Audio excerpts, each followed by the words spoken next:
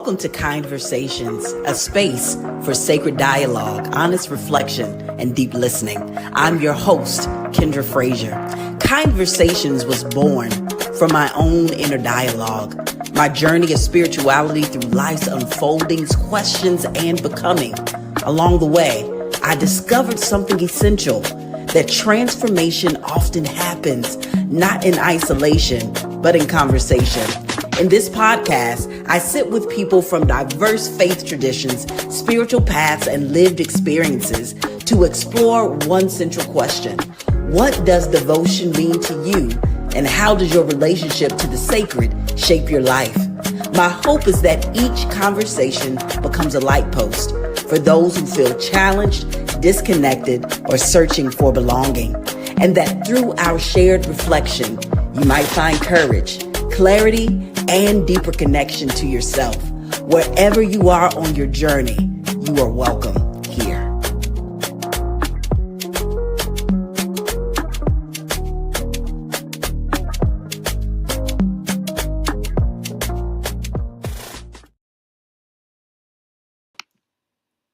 Welcome to KYNDversations. I am excited to have our next guest, Reverend Darci Jaret.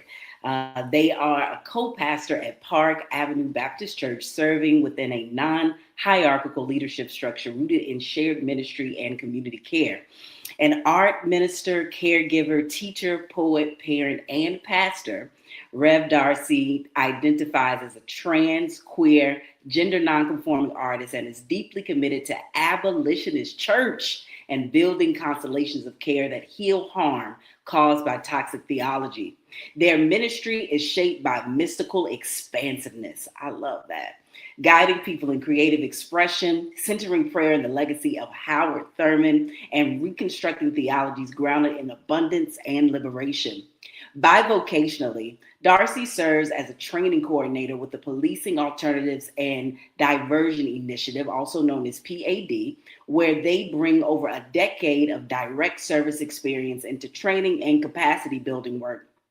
A certified addiction recovery empowerment specialist and person in long-term recovery, Darci integrates lived experience, including homelessness and neurodiversity, into their 10 years of case management with an approach emphasizing dignity, mutuality, and collective resilience. Darci holds a Master of Divinity from Candler School of Theology, our alma mater, class of 2017, with a focus on pastoral care. At home, they and their family live into liberative and abolitionist practices through homesteading, gardening, ritual making, fostering, and creative art, cultivating a spirituality that is embodied, imaginative, and rooted in the land. Help me welcome Rev Darci Jaret. Hey, wow, thank you. I'm so grateful to be here. So awesome. Thank you so much for saying yes, Darci. We have been trying to get this on the books for a while, so I'm grateful our schedules permitted us to. So, how are you arriving today? Well, I am arriving. I'm wearing my snail hat. I'm slow to arrive, and I'm arriving in stillness, I guess. I think self forgiveness, let's say. Mm-hmm. And I love that gentleness, and I try to cultivate that in myself so that I can bring that outward. And it just Kendra, I mean, we say this to each other like every time we text and connect. You give me energy. You prayed the most beautiful prayer before we started this, and wow, I mean, my whole skin is responding to just getting to be in your presence. So thank you. I'm humbled by that. Thank you so much, Darci. We always have really good conversation, and this is not going to be any different. It's just recorded, right? Yeah. Of course, I always have questions, but I'm moved by the spirit, and you opened up with such juicy stuff. Just the awareness of the snail and why it's important to slow down in these times, and why it is important to create a generous space within ourselves. Talk to me about what it means to create a space of generosity and yeah, in yourself. Thank you for that question. I come from the school. Well, we're both alma maters of Candler School of Yeah. Theology, and I got to, through my work with the violence interruption community here in Atlanta on Muskogee land. Um, I got to take an 8-week course from the Cognitive Compassion Training School. I think that's there, and just thinking about how we cultivate compassion. And first, that compassion is a feeling that we feel in our bodies. Warm heartedness is often how it's described, and this comes out of the Lao Sung tradition. And although it is very, very, very interfaith in its expression, and so I just continue to learn and be on this journey of how do I show up for me, and I like the community resiliency model, somatic nervous system based regulation through simple tactics, very appropriate. Mm, So these two kind of schools of thought are like, very contemplative, meditative, and then very in the body. And so for me, especially as a trans person, embodiment felt dangerous, mm, and I fully love my journeys and cycles. Like I love feminine Darci, and I love little kid Darci. I wanna say like it's a becoming, which I know mm, you are with. I love even the introduction to these conversations, um, but that taking time to be with myself, and to know how I enter a space, and what's coming with me, um, is to, in a way, reparent myself. and mm, uh, and the snail. Oh, I wish I my vocab is whatever it is, but there's this beautiful song that it's I think it's called Affirmations for a Snail, and it sounds ooh, like a children's song, and it is. I play it with my kids, but it's like, how could a snail be embarrassed of itself? Is like mm, one of the key lines in the song, and so when I saw this hat, I was like, I am a snail who is learning, like unlearning embarrassment of self. So mm, I need to learn that again and again and again. mm. That's the long answer. No, the long answer is good. I am a snail who is unlearning the embarrassment of the self. Is that what you said? Yeah, yeah, I yeah. love that. That's such a beautiful phrase because it invites us to let go of our self criticism for those of us that live in the land of perfectionism, and for those of us who may struggle with unworthiness. What it means to be slow as we unlearn and learn. So thank you for that medicine, Darcy. Yeah. Yeah. Oh, thanks for Mm-hmm. that incredible question. How are Yeah, you? How are you coming look, into? we can have a conversation. Yeah, I am in a space of rich newness, of deep transition, and of really being present to the swiftness of the shifts. I think that we are in a timeline for those of us who have been planting seeds, where the seeds that we've been planting are ready to be harvested, and they're being harvested in ways that are inviting us into quick changes. And if we are uncomfortable with the swiftness of the change, we will miss it. That's where I am right now. Right. Because Uh, because yeah, maybe even we could use the snail as the excuse, like, oh well, it's all happening too fast. But really, I mean, what I hear you saying is it's it's the evolutions that we've already been in. They're just mhm, sort of coming to harvest right now. Wow. Oh, absolutely, Kendra, absolutely. I Yeah. I feel like some of my close people, actually someone who you should have on your show. Ah, Um, please let me know. Daphne Kreisman. Anyway, she's a Okay. camera human and I love to. yeah. Love to. But I'm thinking these things are resonant with so many of us who are Mhm. in the healing journey. Yeah. Maybe Yeah. consciously, let's say, because I think we're all like, Hmm. Hmm. I agree with you. And what another thing that is taking root is my dissertation work. I'm getting ready to enter into my research. I'm working on my literature review, but it took me a while to really get clear on the question I want to ask. And so I work. One of the contracts that I have is with interfaith seminary named One Spirit, and it's a beautiful, beautiful space that does something really unique for each cohort. They do a divination reading through the Ifa tradition, but they don't really do anything with it throughout the year in terms of the system. And so my research question is really interested in how divinatory knowing can create a process of change to support organizations in developing ritual to bring health and wholeness to the system. So I'm super excited about that. oh my gosh, and that's so in alignment with what I see organizationally is like Empire is forcing a shift that is fast. I mean, it feels like, there. I get, and I'm a white person saying it's a surprise, but like, I it's happening at a pace, and so Mm-hmm. wow, Yeah, yeah, I feel that. yeah, yeah. Because we That often rely on like the logical way of being and thinking and assessing things by what we see. But what happens if we actually consult the oracle, if we consult God about this thing? Yeah. and it yeah, we're so bent on logic.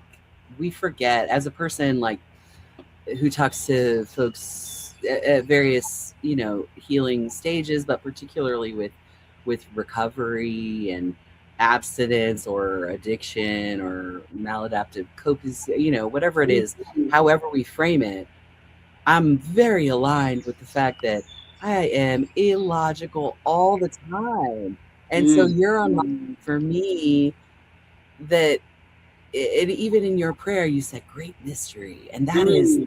my that is my name of God for this moment. And I know we both follow Dr. Daniel Yes. Black. um, Yes. I mean, that's so much what I hear in him in Mm. everything he says, but that maybe my connection and understanding that I'm illogical helps actually in this mystical path, right? Oh, I Yeah. love that. You Yeah. really unlocked that for me. Oh, That's look, beautiful. we stay unlocking things for each other. So yeah, you're giving me some things to think about too. You mentioned being an empowerment specialist, Darcy, in Yeah. recovery. How has your spirituality been shaped by your journey of recovery?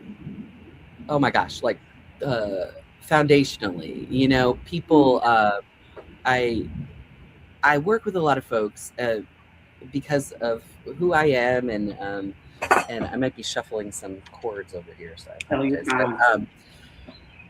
I haven't had the experience that a lot of people. Hey, bud, you want to come up here?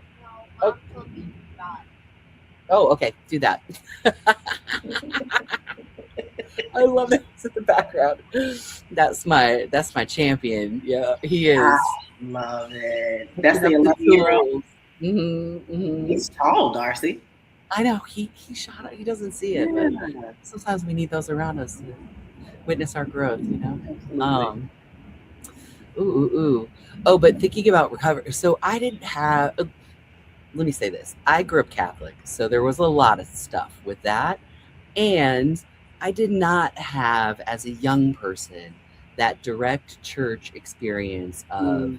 trauma or being told you were wrong in so many just devastating ways. Literally, like it's an adverse childhood experience. I get that, and And what I had for early spiritual connection, it felt apart in some ways. And I have a beautiful aunt who freed me in many ways to be to she said, listen, listen to what they say, read the word, but don't believe everything, and run it through your filters, which was Wow. I literally Powerful. remember that conversation. Mm-hmm. Wow. How old were you during that time? I was like 10 years old, and I remember standing in my kitchen, and we never talked on the phone as a child. I never talked to my aunt that much, but for some reason we talked that day, and she was on a wisdom. She said, "I'm pray for wisdom every single day of this year. I'm doing it." And I was like, "Okay." Little me, I don't know, I don't remember actually doing it, but I remember her saying in that conversation, because I think I said, "I'm going to try to read the Bible," and as a Catholic, that's like, what? But she does and did. And she said, okay, as you read it, pray for wisdom, because there's a lot of stuff in there. And then she said at the Catholic Church, they're going to say some things. You take what serves you, you know? And uh, so yeah, I feel like I when I really started back into a healing spiritual path, it was in recovery. Um, and so in 12 step, the group, it can serve for those who don't. And let me say this first. Let me back up first. There are so many ways to recover, and I am not now in 12 step, and I often train folks who are working with people, so case managers or care navigators, Mm. and I tell the story of my own, like, sort of mono vision when it comes to recovery, and that I'm healing from that too, because there is an expansive pathway, many pathways to recovery. Um, and I'm talking about 12 step because I'm talking about how I started a recovery path. But 12 step really made me Baptist, honestly. So Oh, in the sure. Mhm. Yes, in 12 step, the group is the highest authority, Mm. and there is a structure in which groups can find themselves in a certain area. But nobody can tell a group how to be a meeting. Uh, Mm. and, and so I really resonated with that in terms of church. And I mean, it was a series of circumstances really that led to me being Baptist. I like to say Mm. I'm Baptist because of cinnamon rolls. Um, I could tell that story, but it was familiar to me to be in a Mm. group of people that said, okay, this is what God is for us, and we're not gonna, we don't. We're impacted by those who are here, but we also don't have to be impacted by what was. Not that there's not a respect for tradition, Mhm. Mhm. but so yeah, I think 12 step impacted that, and impacted um, very much the idea that I find in that is Quaker in the Friends tradition of, like, speaking out of the spirit, and that everyone has a testimony, something to share, but also that God is moving in that and through that, um, and our very presence, and openness to that Mhm. is non-hierarchical. It doesn't. It, I think certainly I believe, yeah, there's so many pathways. I want to say all the things to you, but I think those are the two big ones Okay. that come to That's mind. great. Now I got to hear about the cinnamon rolls, Darcy. How does the cinnamon invite you into being a Baptist?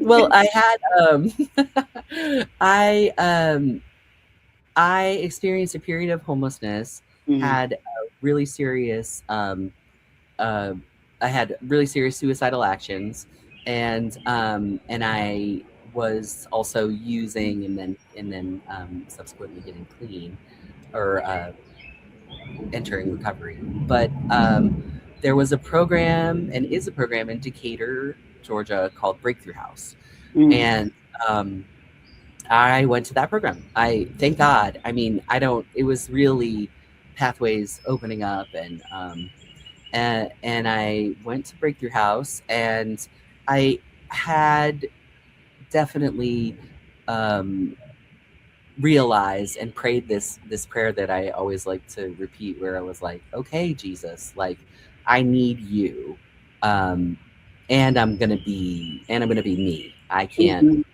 I can't not be me, and I can't tell anyone else that they're wrong. I've had very close friendships with people who heard from uh, friends of theirs that they were going to hell for being Hindu or for for different ways of being, and I was just like, I just know that that's not a part of this, and Mhm. so I just sort of had to come to Jesus with Jesus. No, I I was very clear upon a lot of tragedy that I needed to follow the Christian path or a Christian Mm. path.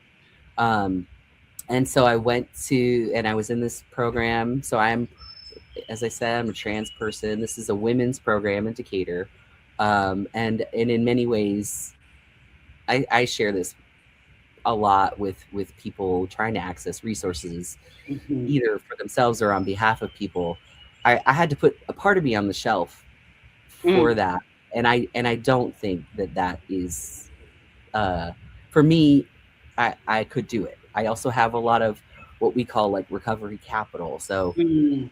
I had, even though I couldn't live with them, I had people, and I had been clean at a certain other point, and so there are many factors that lead into one's capacity to Mhm. access um, recovery or even I would say a healing path.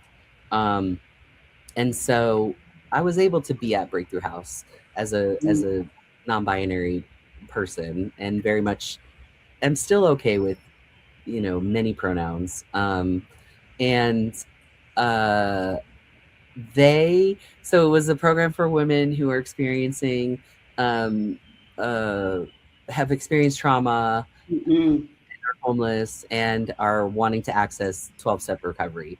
Um, and so many people, it was many things that we were all kind of coming to healing points with, and one of those is food addiction for some people. Mm. So Mhm. it was very controlled, still I would say is, and I just committed myself to follow every single rule, and one of the rules was like we couldn't have sugar and things at the house, but if we made meeting schedules and people made church schedules, and so you could have, we made every single recovery anniversary meeting because it was like Mhm. cake and stuff there. um and there was one church, the First Baptist Church of Decatur, and Mm. and as I say that out loud, did you go to a FTE event there in like 2013 or 2012? That's the I'm first time I familiar. met Darlene Kuto Okay. there, Okay. I and I may. feel like I was like kind of creeping on the side because I was like, "What is this? Wait, Christians can talk like that?" Yeah. Um, And we're talking about the Forum for Theological Education. If anybody's yep, interested in FTE, yeah, amazing they stuff. hosted. Their offices used to be right there in Decatur, but it was even before their offices were there. But Mm-hmm. so Mm-hmm. anyway, this church, they made fresh cinnamon rolls every Sunday morning. I'm so long in my stories. I just love I love talking. The spiral is like my I love it. I'm here for it. Because somebody is looking at this going, um wow, uh-oh. they just talked about their journey to becoming a Baptist while in recovery and also navigating suicidal ideation. So I'm really like grateful for your transparency and vulnerability. I don't think we talk enough about suicidal ideation. I remembered Mm. I think my first bout with suicide was at 14 when I was struggling with my sexuality and how to integrate with Mhm. my spirituality. Raised Church of God, you know how it is with us kids that grow up in spiritual spaces and are told that we're an abomination. And then the most recent was about 6 years ago, 5 or 6 years ago, standing on my balcony, having just gotten fired from my first pastorate position, and really just burdened by embarrassment and shame. Even though it wasn't, when you call folks out, people gonna have a problem, and it's okay. I've learned to deal with it. And but it's real. What would you say to people who might be watching, who are struggling now with suicidal ideation and not sure if they belong here? Mm. Oh yeah, yeah. The community here in Atlanta experienced the suicide of a Mm, really dear human who yes, last year, yes. and so May they rest just in peace. thinking, yeah, in power and in everything, right? Yeah. And I got another long answer, but I wanna Give me also a long honor. answer, Darcy. That's why Well, we're here. I know. I love talking to you. I love Um, um, the question though is what would I say to people? Um, and I I think it's similar to how we started this. You know, you. um, we are we are charged as people um, who came into this world to be truth tellers. We are charged with a lot that has to go into to living, and so that nurturing, if we don't have a safe place within, and that seems really inaccessible to us, to me it seemed really inaccessible, like just even actually maybe unfathomable, Mm, at certain points. And so I just I feel that, when you said about being on your porch. Something though, Kinder, we didn't really know each other hardly at all at that point. I mean, I think right after that, you started the first Motivation Mondays, and yes. that's really what really and what a healing presence that was, and for me, and to know that that was happening with you. I mean, my heart was with you then. You Thank had you. so many people there, and so um, I heard that over and over about our dear friend last year as well. And yeah, so I would never say do or don't do. Mhm. What I would say um, is every time that I have evolved, right, or made it to a different understanding, and I wish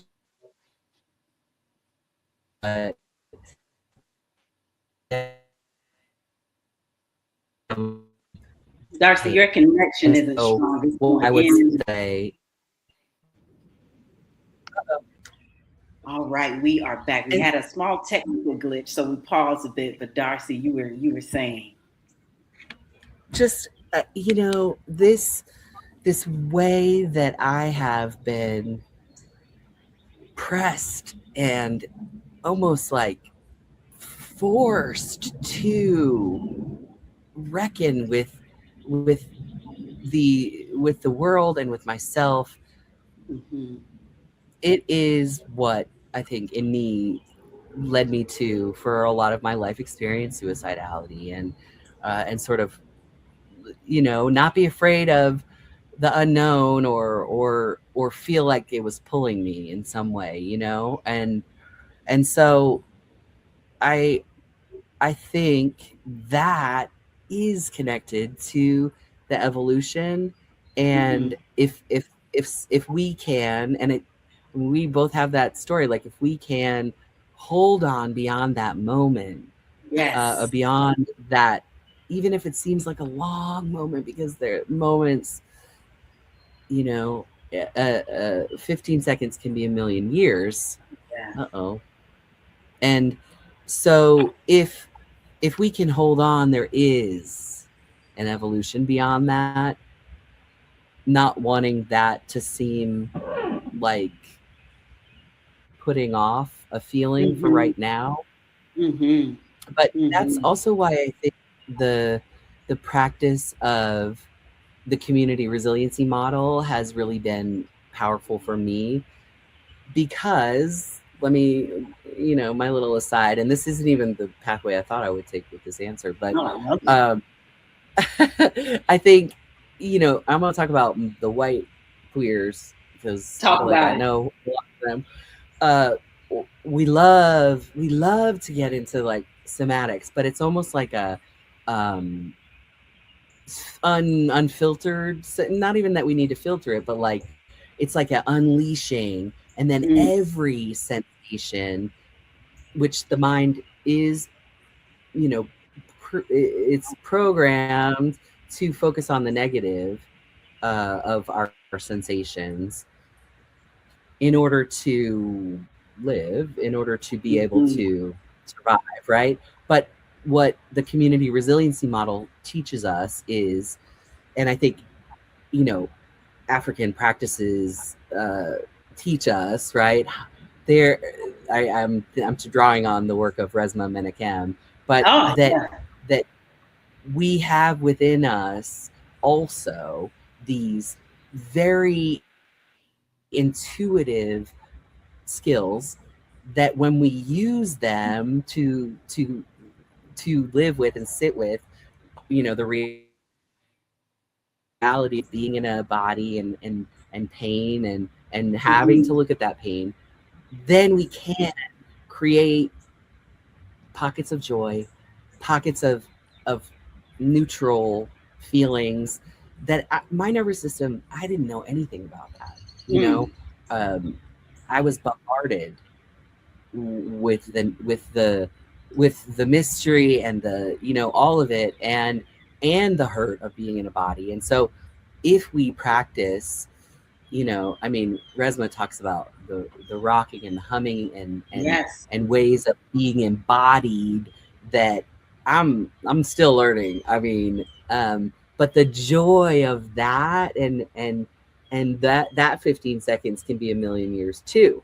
yes. And so, Mm, yeah, I mhm. think so. I think, yeah, we have that power to be present with pleasure.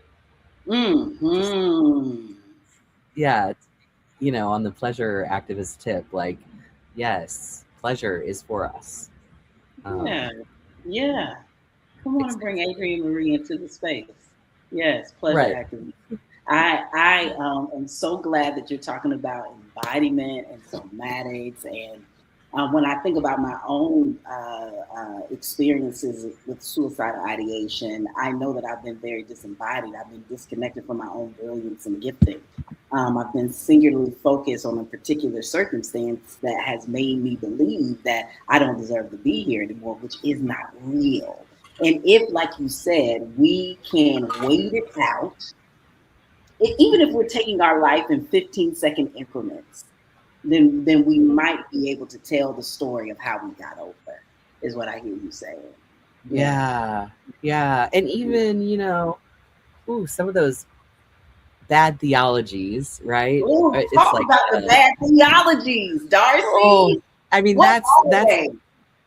well, the idea that, like, you could say to someone in pain what we just kind of even said is a bad theology, right? Yes, And yes, and so part of me is finding myself revisiting these bad theologies and saying, oh, okay, maybe that wasn't for me, because for us in this conversation, we're like, Mhm. God is at the end of this. It's beautiful. And we can be there with each other. And to the one who can't see that, that could be a pain and a hurt. Yes. Yes. And it is a pain and a hurt. And and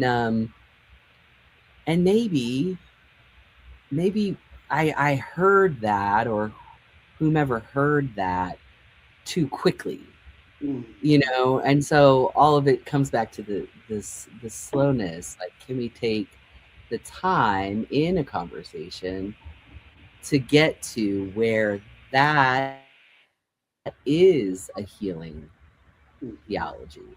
Mhm. I Absolutely. think my internet is still doing a little Yeah, it's wonkiness, glitching a but bit. It's glitching a bit. It is all good. It is all good. No, thank you. Thank you for that answer. You have mentioned that you identify as trans and gender nonconforming. And I'm so grateful that you are always willing to name your identities. I'm thinking about those who are going to be watching this who have no understanding, who have never sat with somebody who identify as trans. I'll ask it this way. What has your journey been like in embracing your identity as a trans person? And what does trans mean for you? Because I know it's different for everybody. yeah. Oh wow. Thank you for that question. Um hmm.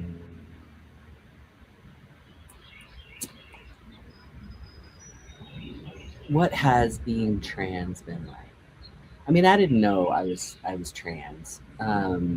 And I have had periods where that has been clear to me, and then periods where I had to de-emphasize that. Mhm. Thinking about like the time period in the recovery place, which was 2.5 years. It wasn't a small period of time. Um, um, Being a trans person, this is a great question. I think it has allowed me to have so many rich experiences, Mhm. to be sometimes um, read as completely one of the guys or something, and to at other points get to embody, like, to my little niece. I was very clear for a while that I would use she pronouns, because I wanted my niece at that time to see that, if she was, kind of, I don't know, kind of butch, kind of whatever, that she could be a woman too.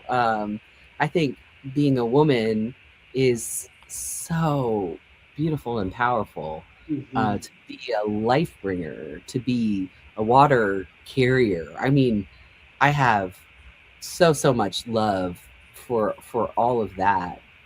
um, and it has been for me very also liberating to set some of that down. um, Mhm. uh, my partner is an incredible um, partner, mother, um, nurturer in such a way that it, yeah, emphasizes so much of the ways that I want to be. Mhm. um, And I don't know what's striking me in this revelation of talking about me is that, maybe it's connected to what we were talking about, like that being called to the question everything, and to Mhm. question it because oftentimes out of like my own feeling not good enough, but realizing that I was trans did in many ways like allow me to say, Mhm. okay, I am not all of these things. I'm in progress, right? I am not all of these things. I am not naturally um like, especially to little people, like I work at being loving and being kind, and so yeah, I think, I don't know, that's just what's striking me right now. I Mm-hmm. think I love being non-binary because I think it helps theologically too. I'm like, Mm. Let's talk about that. good to be wishy-washy. I love Yeah, yeah, it. absolutely. Because God is the source is all of that, Source all of is the everything, extremes right? and in between. Yeah, yeah. Yeah, I love the gray. I love the middle, and the, I can see your point, and I can see that. My favorite question, when, especially when I was more female presenting as a Baptist pastor, but like Mhm. queer. I mean, clear. I can't. I, I think people read that on me. Again, honoring that I also live with the privilege of being a white person, which Yeah. allows, I think, a multiplicity of ways of being that Hmm. um, that right. It's a privilege, Hmm. and I think as a female pastor, folks wanted to come and like test me, and so they, they'd say something, some theological something, Gotcha. and I would just say, I hear that. How does that help you? Mm. That's, Ooh, and I that's love that one question. question. Yeah, Ooh. just how does that serve you? Or even asking someone to elaborate slightly on a big theological something has allowed me, if I'm really listening, to hear something new. Um, I love to deconstruct. I love to take down, the big things, and you know, got preoccupied with that. I think in Christian spaces for a long time, where even I would hear like, you know, our God is an awesome God, and I'd be like, I'd want to be like on the mic, like, and our siblings are all under the umbrella of a big, beautiful, many-faced whatever. I would want to give caveats so that Hmm. others might not hurt. Um, and in asking that question, like, how does that help you? I heard people saying, I'm a you know my the people who look like me and who embody what I embody have no power. So yes, my God has all the power. And I'm like, boom, that serves you. I love that. That is perfect. You know, Mm. for yeah. And so, I also heard people like stumbling over terrible ethics or morality, but I'm glad you mentioned that because it is such a great freaking question. How does that serve you? How does that help you? Because it takes the focus off of who they intended it to be about, which is you, because your theology is so expansive and progressive, and it puts it back on them and it allows them to slow down long enough to actually think, which so many people don't think about why they believe what they believe, right? So I think that's good medicine, Darcy. Thank you for sharing that question. thank you. I mean, Kendra, so many. I would, yeah. I'm thinking about the chapter that you wrote about. Um, oh, it was in that. Taking on the cross. Yes, taking on the Yeah, cross. taking on the cross, reimagining the life and death of Jesus by the Alliance of Baptists. Yeah, Mm-hmm. yeah. Yeah, you have helped me to expand in so many ways, Oh, to find a place. Yeah, I mean, we're walking the path to make the path, mm, um, I say and an amen to that.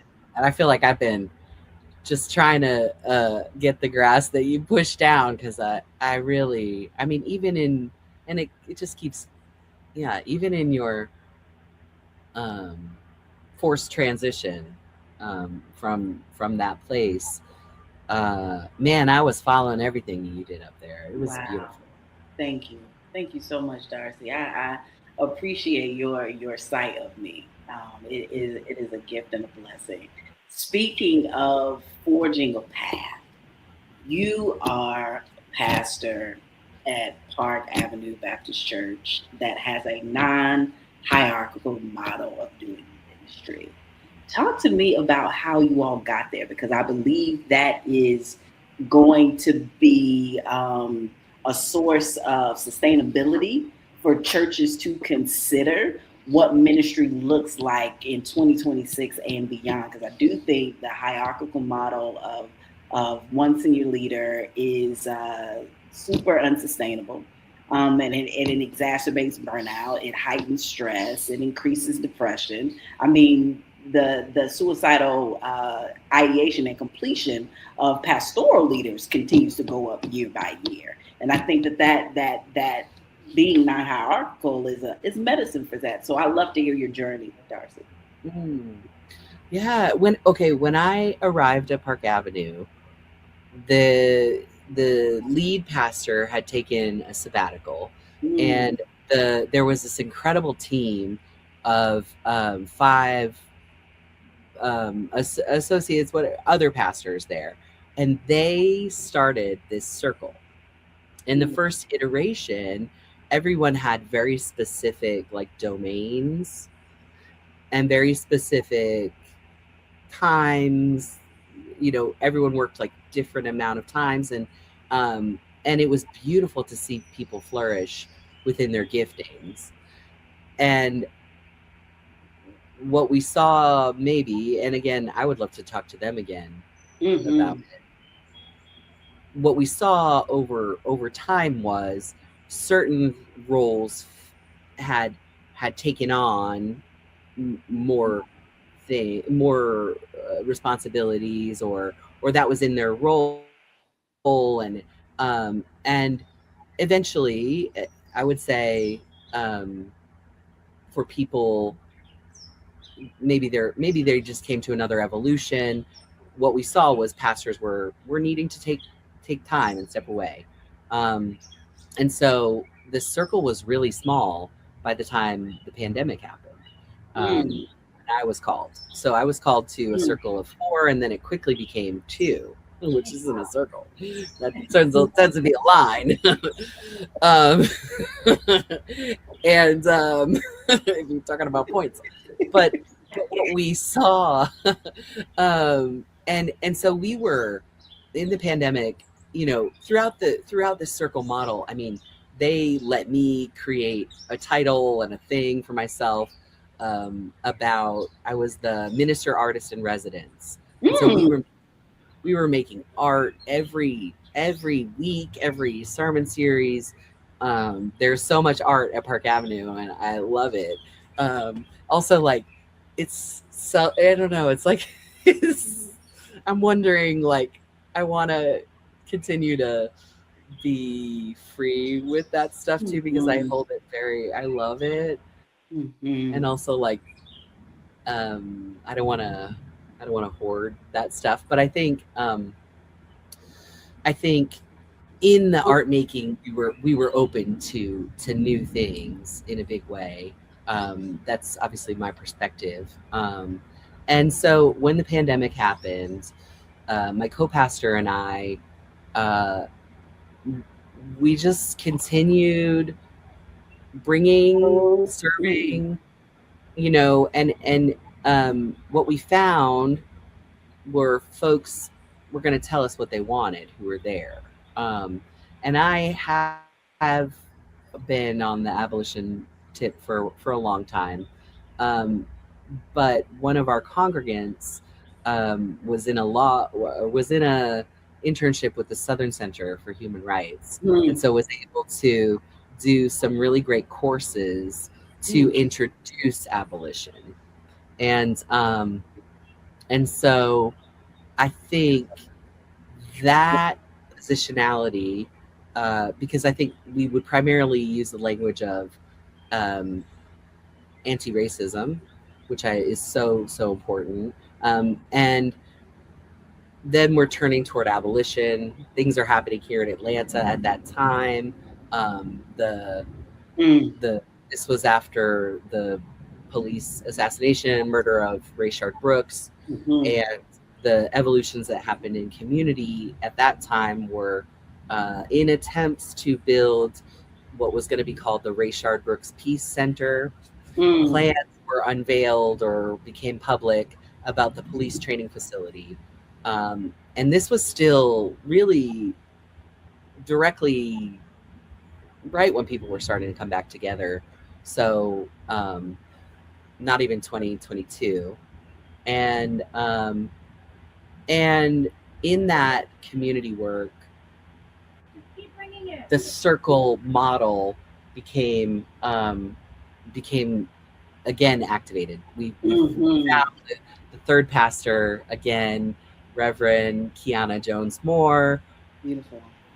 community organizer, just incredible human. Pray for Mm. Kiana. She's also running for DeKalb County Oh, wow. Commissioner. I did really well. Okay. Yeah, powerhouse. Yeah. And and so this the what was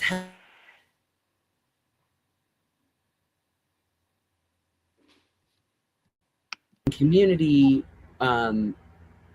was all of this rich activism. And so we had been evolving in community, and then bringing Pastor Kiana into the team was and is like such a beautiful circle formation.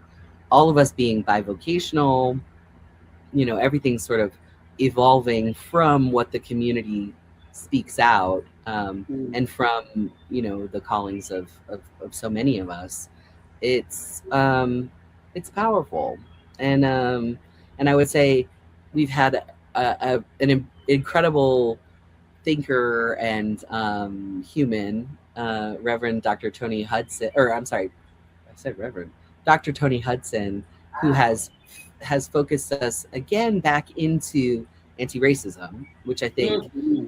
in this decolonial, which we do embody that, and we look at that, we don't want to lose sight of, these are manifestations systemically, um, that are racialized. Yes. And so it's been beautiful to allow. What the circle allows is,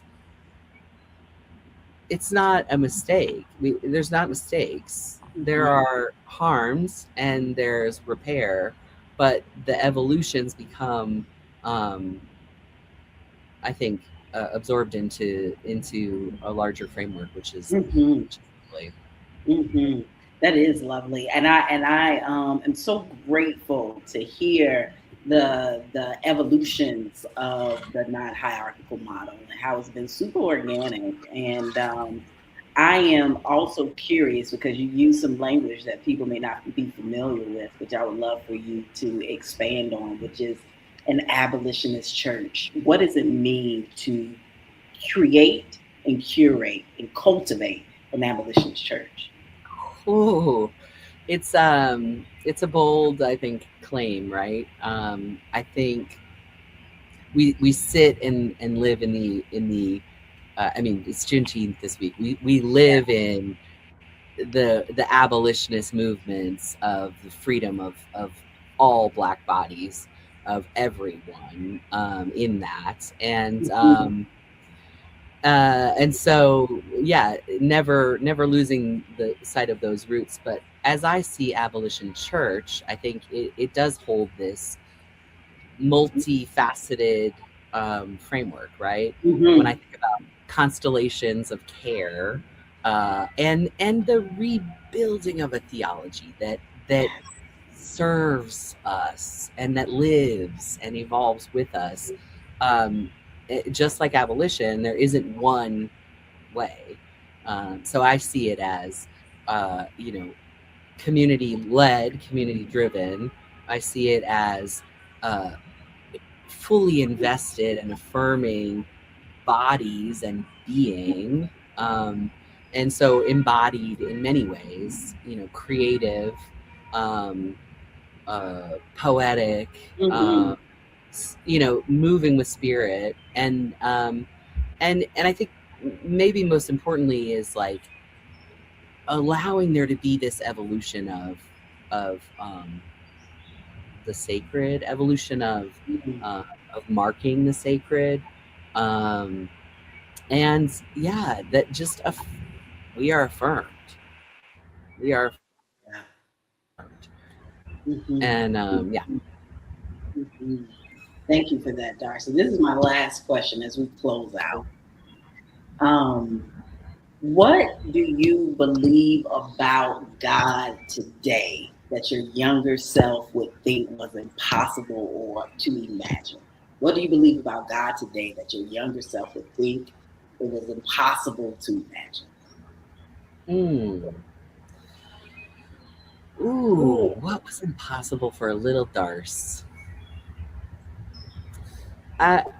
About God, because there's so much I think in the creation of spaces where square pegs like us fit. But if I'm thinking about God, well, so much of how God shows up for me Mhm. is in creation. That that maybe has always been true. I did not realize how uh, trees, Mm, roots, stillness. I did not realize that entry point mm, mm. at all to God. So I feel like my art ministry was all about like I can't sit still long enough to do anything. So I'm gonna pray like this and then think about it, which is the bigger sort of thinking. But I'm gonna be in the body, and in the body for me was moving. So yeah, Mhm, stillness mhm. and that there is this universe within that is so powerful. I was literally thinking of that today, and we're about to head on vacation, and what a blessing that is to get to do, and also um, just that in small moments we have such capacity to be full of joy. Absolutely. Literally, there's a neighbor who's playing the trumpet, or it's the bigger I hear trumpet him. down the street. Yeah, and this human, I feel like I've grown with this beautiful young man now, who's in high school, playing music for the neighborhood. Like, oh, that is God, and I hope it's a gift to Love everyone. I love that. I love that. I love you coming back to the tree stillness and the rootedness and the sound that he was making in the background, because staying rooted is a practice, because it's always going to be some noise in our lives. Staying still is a practice, because there's always going to be lots of transitions in our lives. And so that Mhm. through line of being able to appreciate both the noise and the opportunity to be still and silent, that all of that could be embraced by what we call God or source or divine mind is beautiful. I hope that all of your neighbors can appreciate the joyful noise that that young man is making.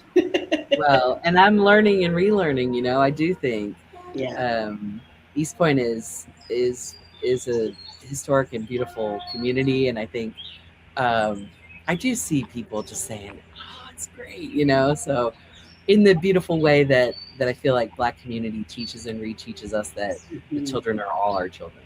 Absolutely. Absolutely. And where can people And find you, Darcy, on social media? oh, oof. At art underscore in underscore the underscore image. Basically, it says art in the image with underscores underneath it. Or at Park Ave Baptist. At Park Ave Baptist. Wonderful. Thank Thank you you so so much much, for your time Kendra. today, Darcy. I really appreciate the conversation. Have a I appreciate beautiful it. vacation. Okay. Thank you. Thank Right. you. For those tuning Love in, you. please make sure you check out KYNDversations. We go live every Wednesday at 5 a.m. So they're always up and posted. I'd love to hear your comments and love to hear your thoughts. And I look forward for you all to join us next Wednesday. Peace.